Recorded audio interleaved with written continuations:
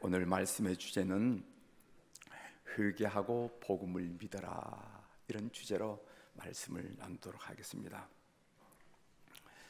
유행가 중에 가시나무라 하는 그런 노래가 있어요. 하덕규라는 분이 작사 작곡을 하고 또 시인과 촌장이라는 가수들이 노래를 했는데 그 가사가 마음에 많이 와닿습니다. 가사의 일부분을 여러분들께 한번 소개해드리면서 말씀을 시작할까 합니다. 내 속에 내가 너무 많아 당신의 쉴 곳 없네. 내 속엔 헛된 바람들로 당신의 편한 곳 없네. 내 속에 내가 어쩔 수 없는 어둠, 이 어둠을 치우고 싶은데 내가 어쩔 수 없다는 고백이에요. 내 속에 내가 어쩔 수 없는 어둠, 당신의 쉴 자리를 뺏고, 내 속에 내가 이길 수 없는 슬픔을 극복하고 싶은데 극복이 안 되네. 내가 이길 수 없는 슬픔, 무성한 가시나무 숲 같네. 그런 이야기입니다. 어쩌면 내 마음을 그렇게 잘 표현했는지 몰라요. 예수님을 닮아보려고 부단히 애를 쓰고 애를 썼지만은 여전히 내 속에는 내가 너무 많아 주님이 계실 곳이 비좁습니다. 내 속엔 헛된 욕망들이 너무 많아 주님 계시기에 편안하지 않습니다. 내 속에 있는 욕망과 어둠을 쓸어내고 온전히 주님을 모시고 싶은 열망인데, 그 열망을 이 시인이 그렇게 노래한 것 같더라고요. 사랑하는 교회 여러분, 여러분 어떻습니까? 여러분 마음속은 주님이 계시기에 내 집에 왔구나 하고 편안히 여기실 자리이십니까? 혹시 주님은 이리저리 서성거리면서 불안해하지는 않으신지요?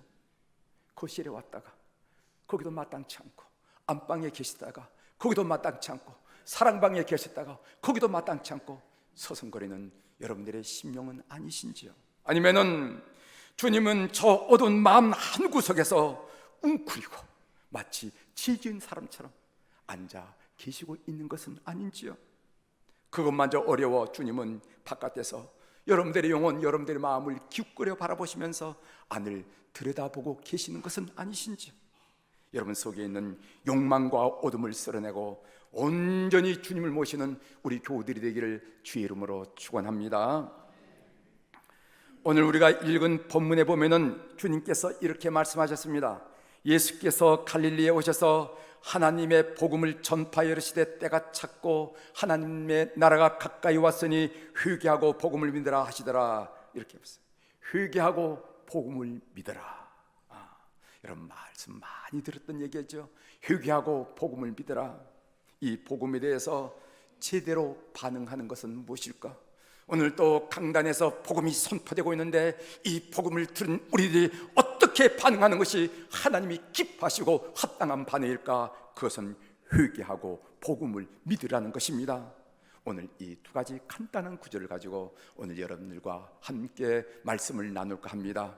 오늘 이 이야기가 너무도 많이 들은 이야기이기 때문에 어떤 분은 진부하게 여기질 줄 모릅니다. 그러나 귀담아 들으시고 여러분 심령 속에 있는 구원을 다시 한번 불릴 듯 일으켜서 감사함이 넘치기를 바랍니다. 혹시 여러분들 가운데 처음 듣는 소리처럼 느껴진다면 깊이 깨달아서 하나님께서 우리에게 주신 축복이 얼마나 깊고 넓은지 오늘 함께 나누는 이 시간이 되기를 주의 이름으로 부탁을 드립니다. 먼저 회개하라는 말씀입니다. 신약 성경에 회개라는 단어가 히라브로 메타노이아라 하는 단어 여러분 다 아시죠?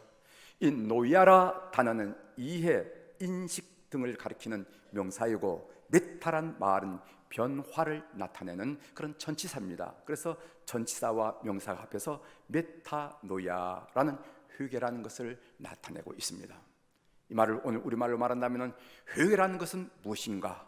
사물, 사건, 상황에 대한 내 이해, 인식에 확실히 달라지는 변화, 인식의 변화를 회개한다 이렇게 얘기하는 거예요. 교회에서 회개하라 이렇게 얘기할 때 여러분들 어떻게 알아들어야 되냐면 사건, 상황, 사물에서 이제까지 보던 인식, 이제까지 이해했던 것이 획기적으로 전환되고 변화하는 것을 보고 회개하라라고 말한다는 것입니다. 성경에 보면은 이 회개를 구성하는 요소가 세 가지가 있는데, 이 세 가지 구성 요소가 여러분들이 교회 나와서 처음으로 다 드러나는 분들도 있지만은, 어떤 분은 차츰 그리고 진행되고 그것이 내면화되는 것을 보게 됩니다. 그래서 여러분들이 신앙생활을 하면서 저 사람이 예수 믿는다면서 왜 그렇게 달라지지 않을까, 그렇게 판단하지 마시고, 저 사람 내면 속에 저런 과정을 겪고 있다 하는 것으로 아시고 함께 포용하는 여러분들이 되길 바랍니다. 그 세 가지 요소가 무엇이냐면은, 첫 번째로는요, 죄를 인정하고 고백하게 된다는 것입니다. 이것이 회심, 회개의 중요한 요소예요. 죄를 인정하고 고백한다. 이것을 지적인 회심이라 이렇게 말씀드릴 수가 있겠죠. 참된 회개는 죄를 인정하고 고백하는 것이 있어야 됩니다. 아무리 여기서 복음이 선포된다 하더라도, 아무리 여기서 예수 그리스도의 십자가가 선포된다 하더라도, 나는 죄인이 아니야. 내가 왜 죄인이야? 누가 나를 보고 죄인이래? 나만큼 죄 짓지 않은 사람 어디 있어? 라고 나가는 사람은 예수 그리스도의 십자가는 여러분들에게 의미가 없어진다는 겁니다. 그래서 참된 회개, 참된 회심에는 나는 죄인입니다 라고 인정하고 고백하는 것이 필요한데, 이것을 지적인 회심이라 이렇게 이야기하는 것입니다.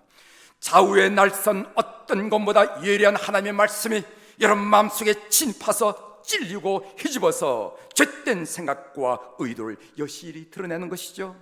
성령은 회개한 사역을 통해서 우리가 죄를 지은 죄인인 것을 깨닫게 하신다는 것입니다. 그러면은 인간은, 사람은 난생 처음으로 자신의 죄를 직시하고 그 끔찍한 죄의 실체를 인식하게 됩니다. 그는 더 이상 숨기지 않고 하나님 앞에 자기 죄를 인정하고 자복하게 된다는 것이죠. 다윗을 보세요. 다윗도 죄의 끔찍한 실체를 확인하고 하나님께 자복합니다. 그 말씀이 시편 32편 5절인데, 내가 이르기를 내 허물을 여호와께 자복하리라 하고 주께 내 죄를 아뢰고 내 죄악을 숨기지 아니하였더니 곧 주께서 내 죄악을 사하셨나이다. 그랬어요. 내 죄, 내 허물을 여호와께 자복하리라 하는 죄를 인식하고 인정하고 자복하는 것이 회개의 중요한 요소라 하는 것을 여러분 아시길 바랍니다. 이것이 바로 참된 회개라는 것이죠. 여러분 다 경험하셨죠? 경험하셨죠? 네. 아멘은 아멘, 아니면 아니라 이렇게 얘기하시죠. 경험하시리라 믿습니다. 두 번째는요, 죄를 슬퍼하는 것입니다. 이것을 감정적인 회심이라 이렇게 얘기할 수 있는 거죠. 두 번째 요소입니다. 이 회개를 이해하는 데 도움이 되는 히브리어 단어가 있어요. 이 히브리어 단어가 낙함이라 하는 히브리어 단어인데, 이 단어의 의미는 뭐냐면 깊이 숨을 쉬다 하는 그런 의미입니다.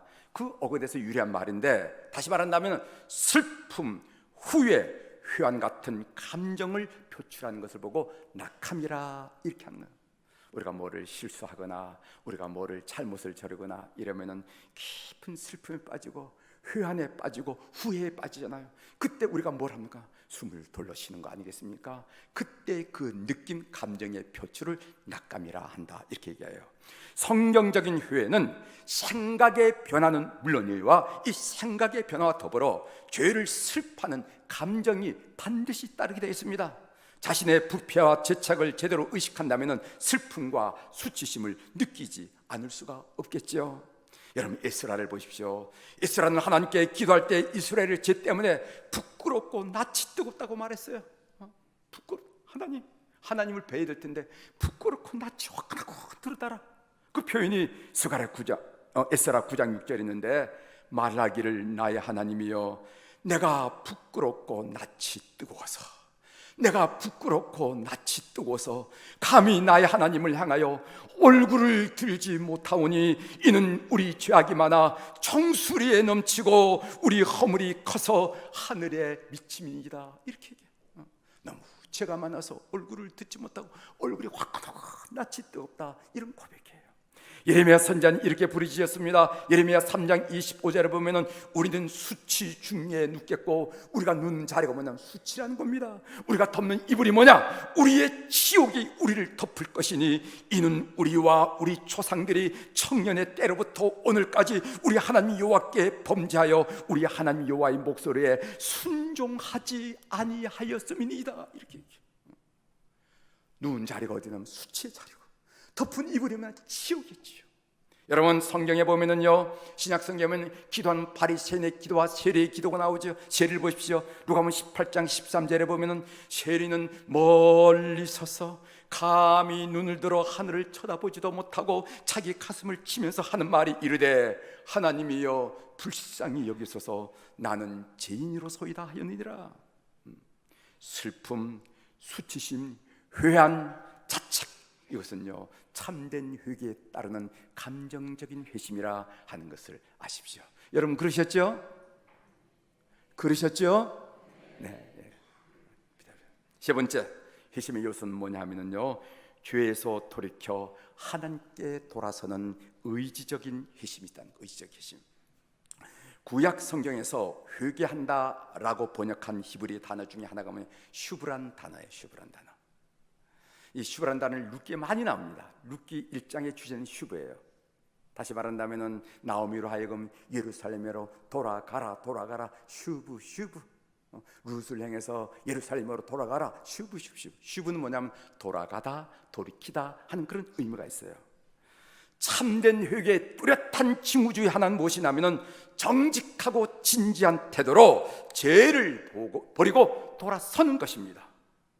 눈물을 많이 철철 흘린다거나 아니면 겉으로 진지하게 죄를 고백하는 것처럼 보인다고 해서 성경적인 회개가 이루어졌다 이렇게 말하지 못하는 거예요. 하나님이 반대하시고 하나님이 미워하시는 죄에서 돌이키는 것이 반드시 따라야 된다. 이것이 참된 회개라 하는 그런 말씀입니다.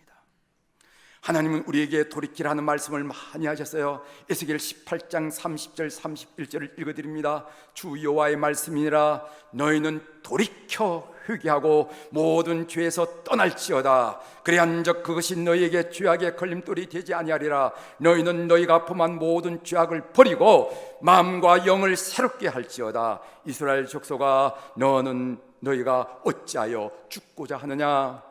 이어서 에스겔서 33장 11절에 보면요, 너는 그들에게 말하라. 주 여호와의 말씀이니라. 나의 삶을 두고 맹세하노니 나는 악인이 죽는 것을 기뻐하지 아니하고 악인이 그 길에서 돌이켜 떠나 사는 것을 기뻐하노라. 이스라엘 족속아, 돌이키라. 너희 악한 길에서 떠나라. 어찌 죽고자 하느냐.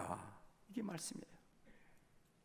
우리가 죄를 버리는 것은요, 더 큰 목적 때문에 죄를 버리는데, 죄를 버린 이유가 뭐냐? 더 큰 목적, 하나님께로 돌아가기 위해서 죄를 버린다는 것입니다. 기독교는요, 하나님과 친밀한 관계를 맺는 것을 참으로 중요한 목적 중에 하나로 생각합니다. 사도 요한은 이 진리를 영생이 무엇인가, 영생은 곧 유일하신 참 하나님과 그가 보내신 자 예수 그리스도를 아는 것이니라 라고 요한복음 17장 3절에 말했습니다. 영생이 뭐냐? 영생이란 게 뭔가? 영생은 즉 유일한 참 하나님과 그가 보내신 예수 그리스도를 아는 것이 영생이라고 그랬어요. 여기서 안다라는 것은요, 단순히 지식으로 아는 것을 의미하는 것이 아니라 여기서 안다라는 것은 관계의 친밀감을 말합니다. 관계의 친밀함을 말합니다. 그래서 신앙생활의 목적은 무엇인가?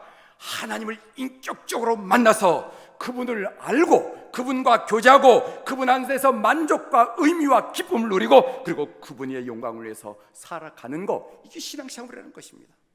여러분, 신앙생활하는 것은요, 일주일에 한 번씩 성경책 끼고 이렇게 오는 것을 신앙생활, 그 신앙생활을 100가지 신앙생활 중에 1도 도달하지 못한 거예요. 여러분, 신앙생활이라는 게 무엇이냐? 그것은 낮이나 밤이나 안지나 서나 예수 그리스도를 인격적으로 만나고 그분을 알아가고 그리고 그분과 교제하고 그분으로 인해서 만족하고 그분으로 인해서 삶의 의미를 느끼고 그분이 기뻐하신 일을 기쁨으로 감당하는 이런 것을 보고 뭐라고 하냐면 신앙생활을 한다는 것입니다. 이처럼 참된 회개는 죄에서 돌이켜 하나님께로 돌아가는 것입니다. 여러분, 그렇게 살고 있죠? 자, 회개는 무엇인가? 첫 번째로 지적인 회심이 있고, 두 번째로는 감정적인 회심이 있고, 세 번째는 내 발이 움직이는 의지적인 회심이 있는데, 이런 것을 보고 성경적 회심이라 이렇게 얘기해요.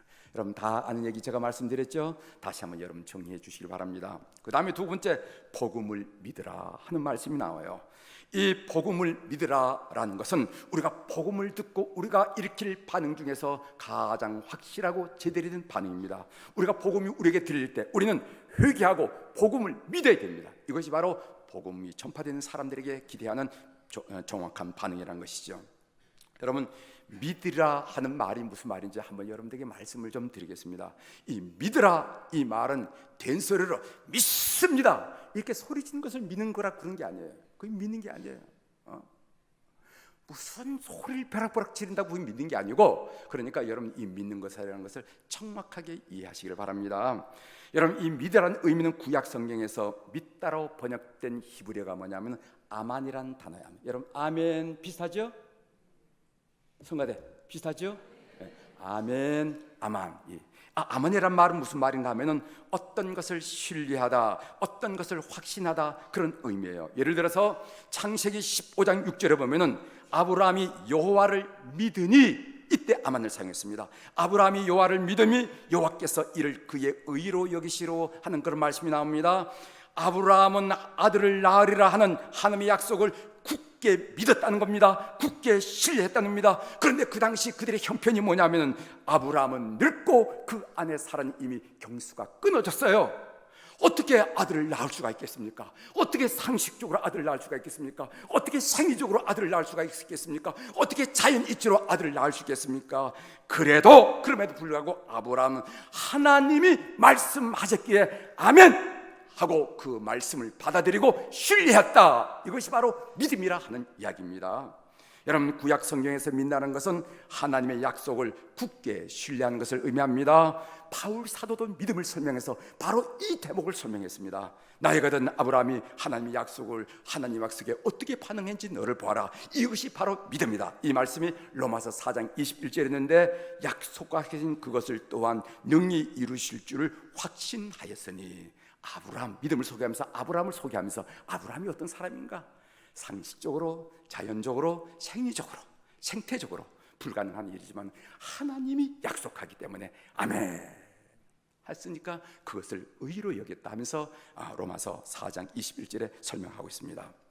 이런 구약과 신약의 의미를 종합한다면은 성경이 가르친 믿음이라는 게 무엇인가? 된 소리로 냈다 소리치는 것을 믿음이 아니고, 믿음이란 무엇인가? 그것은 천지가 개벽을 한다 할지라도 하나님은 약속한 것을 지키신다, 확신하는 것을 보고 믿음이라 한다. 믿으시길 바랍니다. 이것이 성경이 말하는 믿음이에요. 그렇다면은 하나님은 우리를 구원시키기 위해서 어떤 약속을 도대체 했느냐? 이 얘기가 전개되어야 될 거 아니겠습니까? 하나님은 우리의 구원을 위해서 어떤 약속을 했느냐? 이게 바울 사도가 그렇게 관심 있던 일인데 한마디로 말하면 예수 그리스도의 십자가입니다. 그래서 로마서 3장 19절부터 31절, 로마 3장의 전반장 있고 후반 부분이 전부 다 로마 3장 19절부터 31절까지 우리 구원을 위해서 하나님께서 이렇게 약속하셨다 하는 내용이 쭉 나와 있습니다. 그러면서 바울 사도는 세 가지 중요한 내용을 지적하는데, 그 첫 번째가 뭐냐면은 예수 그리스도의 십자가 죽으심으로 우리는 값없이 의롭게 된다. 이 약속을 얘기했다는 겁니다. 우리는 값없이 의롭게 된다는 겁니다. 그것이 로마서 3장 24절에 나옵니다. 그리스도 예수 안에 있는 속량으로 말미암아 하나님의 은혜로 값없이 의롭다 하심을 얻은 자 되었느니라 하면서 바울서가 첫 번째 딱 드러내는 겁니다. 두 번째는 뭐냐면요, 그것은 예수 그리스도의 십자가 죽음 덕분에 하나님의 공의 원칙이 손상되지 않았다는 겁니다. 하나님의 공의 원칙이 손상되지 않을 뿐만 아니라 그 공의로 우리가 의롭게 됐다는 얘기를 하는 겁니다. 이것이 약속이라는 거예요. 로마서 3장 26절에 보면은요, 곧 이때 자기의 의로우심을 나타내사 자기도 의로우시며 또한 예수 믿는 자를 의롭다 하려 하심이라. 그리고 마지막으로 이 하나님의 약속을 믿는 믿음으로, 행위가 아니라 믿음으로 구원을 얻게 된다 한 얘기를 합니다. 로마 3장 28절이죠. 그러므로 사람이 의롭다 하심을 얻는 것은 율법의 행위에 있지 않고 믿음으로 되는 줄 우리가 인정하노라. 다시 한번 정리합니다. 우리가 믿음이라는 것은 하나님이 약속한 것이 천구가 뒤엎어져도 확실히 이루어진다는 것을 믿는 것인데, 그럼 하나님이 우리에게 약속한 구원을 위해서 약속한 게 뭐냐? 바울 사도는요, 예수 그리스도의 십자가를 나타냅니다.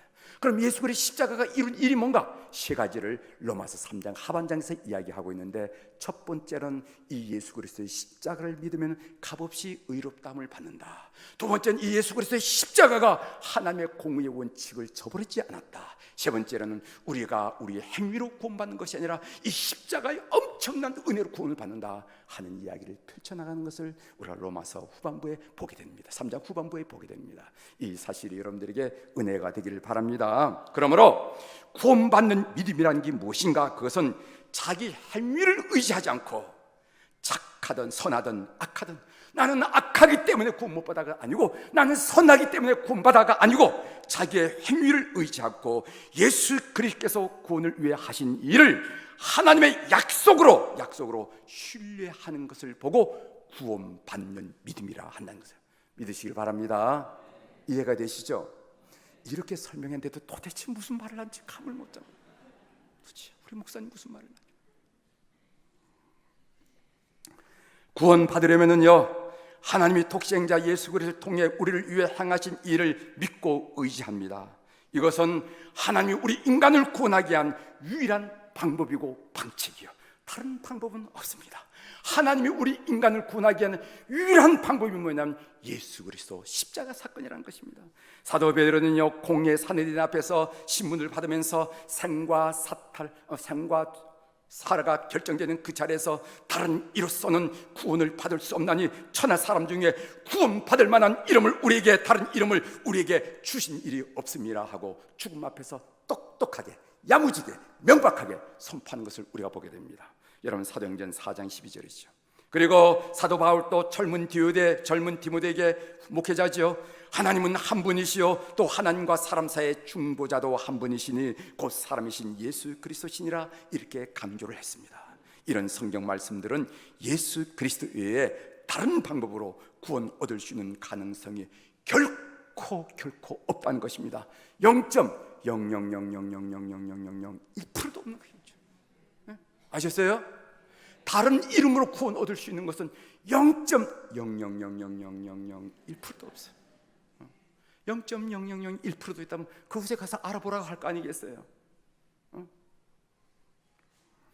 이렇게 우리가 반응할 때, 우리가 복음을 들을 때, 회개하고 복음을 받아들일 때 우리 실제 생활에 경험되어진 가장 큰 은혜가 무엇인가? 많은 은혜가 경험되지만 제가 한 가지를 여러분들이 말씀드린 그것은 뭐냐면은, 우리가 죄를 자백하면은 용서받던 은혜를 우리가 실제 신앙생활에 경험할 수 있음을 믿으시길 바랍니다. 요한복음 1서 1장 9절에 보면 여러분이 잘 아는 말씀이죠. 만일 우리가 우리 죄를 자백하면 그는 미쁘시고 의로사 우리 죄를 사하시며 우리를 모든 불의에서 깨끗하게 하실 것이요. 아멘. 어떻게 이런 일이 날 수가 있을까? 우리가 죄를 자백한, 노동을 하는 것도 아니고 죄를 단순히 자백한다고 어떻게 우리 죄가 용서받을 수가 있을까? 여러분 궁금하시죠? 설명을 드리겠습니다. 그것은 예수 그리스도로 말미암아 우리와 하나님과의 관계가 이미 아들과 아버지의 관계가 됐기 때문에 그렇습니다. 우리가 예수 그리스도를 믿기 전에는 하나님과 우리 사이는 원수지간이었어요. 그런데 예수 그리스도로 말미암아 우리는 당신과 내 사이가 아버지 관계가 됐, 아버지의 자녀 관계가 됐. 요한복음 1장 12절에 보면은 영접하는 자 곧 그 이름을 믿는 자들에게는 하나님의 무엇이 되는 권세? 자녀가 되는 권세를 주셨으니, 이렇게 말씀했어요. 그래서 예수 그리스도의 십자가를 통해서 일어난 변화가 뭐냐면 하나님과 우리가 원수가 아니라, 예민한 원수가 아니라 하나님과 우리 사이가 부자 관계, 자녀가 되었다는 것입니다. 죄를 자백하면 용서받는 이치를 인간관계를 통해서 제가 설명을 해보겠습니다. 모든 인간관계는 두 가지로 대별할 수 있을 것입니다. 하나는 이해관계로 맺어진 인간관계이고 다른 하나는 사랑으로 맺어진 인간관계일 것입니다. 이해로 맺어진 이 인간관계를 한번 설명을 드리죠. 두 사람 사이에 채무, 채권 관계가 설정이 되었어요. 이럴 때 두 사람 사이에 맺어진 관계는 이해관계입니다. 저 사람 모르는 사람이야. 그러나 내가 돈을 빌렸기 때문에 채권, 채무 관계가 설정이 됐어. 빚으로 단절되었던 두 사람의 관계가 회복되려면 빚을 청산할 수밖에 없습니다. 빚을 갚지 않고 매일 찾아와서 우리 사이좋게 지내세라고 말하면 상대방은 뭐라고 말하냐면 이렇게 말할 것입니다. 무슨 말인가? 원금은 그만두고서라도 이자라도 갚으면서 그런 말을 해야지, 당신 인간인가? 이렇게 말한다는 겁니다. 그렇게 말하지 않겠어요? 이렇게 당당히 말할 수 있는 것은 두 사람의 관계가 이해관계이기 때문에 그렇다는 거예요. 그러나 우리 인간은 관계는 다른 관계가 있습니다. 사랑으로 맺어진 인간관계가 있습니다. 예를 들어서 부자 관계, 아버지의 아들과의 관계지요.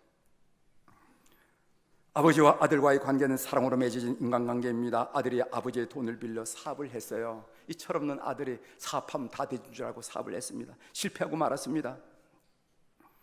아들이 아버지의 돈을 갚으려고, 빚을 갚으려고 어린 자식들을 끌고 다니면서 셋반사례에 전전하면서 무진장 고생을 하고 애를 썼습니다. 그러나 갚을 길이 없어요. 여러분, 돈 벌어보지만 돈 벌기 쉽습니까? 아니잖아요. 하다 못한 아들이 아버지께 찾아와서 고백을 합니다. 아버지, 죄송합니다. 잘못했습니다. 그만 사업에 실패해서 아버지께 빌린 돈 다 잃어버리고 말았습니다. 아버지께 빌린 돈 갚으려고 애를 무진장 썼지만 제 손에 남은 건 아무도 없습니다. 이렇게 솔직하게 아버지 앞에 고백을 하면은 아버지는 어떤 반응을 보일까요? 어떤 반응을 보일까요? 무슨 소리를 하느냐? 아버지의 돈은 하늘에서 그냥 떨어진 것이 아니다. 당장 나가라.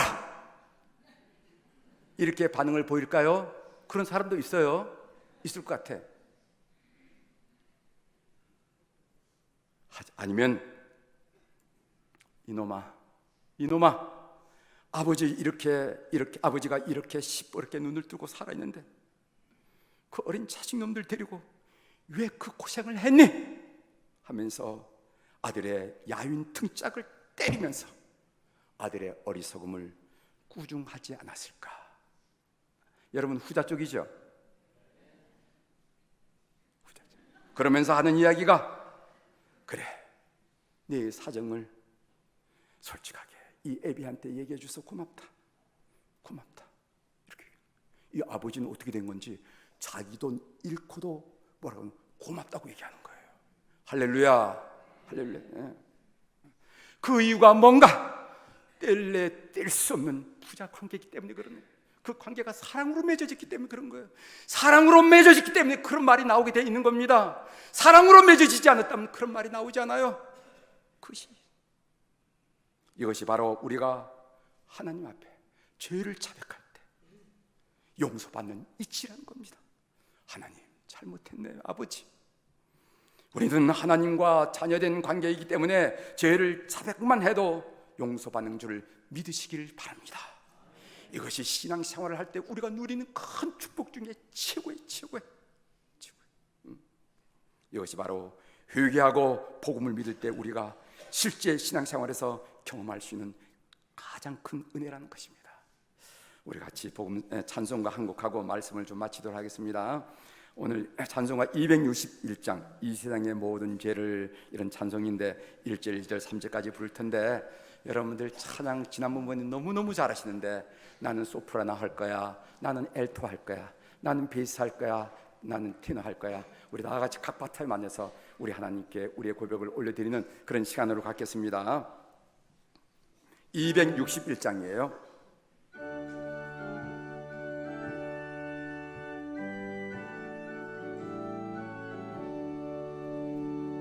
이 세상의 모든 죄를 맑히시는 주의 보혈, 성자 예수 그 귀한 피 찬송하고 찬송하세.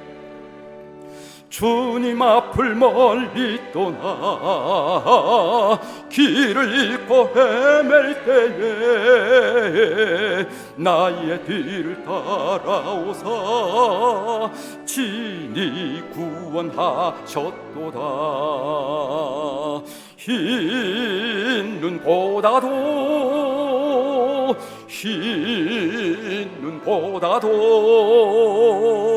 주의 물리신 보혈로 희게 씻어 주옵소서. 가시관을 쓰셨으니 피로 얼굴 물드셨고 십자가의 멋진 고통 나를 위해 당하셨네. 말로 형용할 수 없는 구세주의 구속하신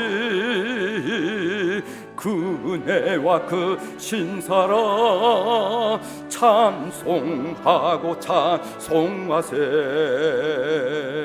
흰 눈보다도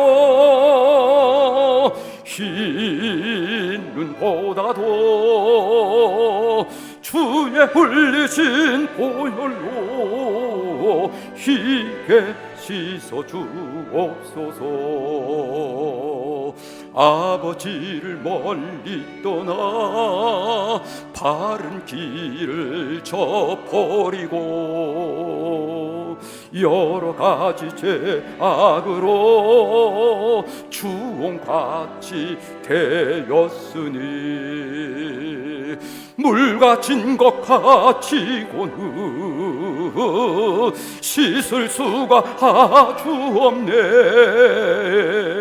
주여 귀한 보배 피로 날 정결케 하옵소서.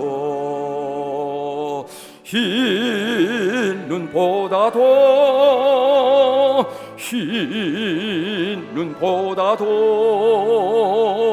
주의 흘리신 보혈로 희게 씻어 주옵소서.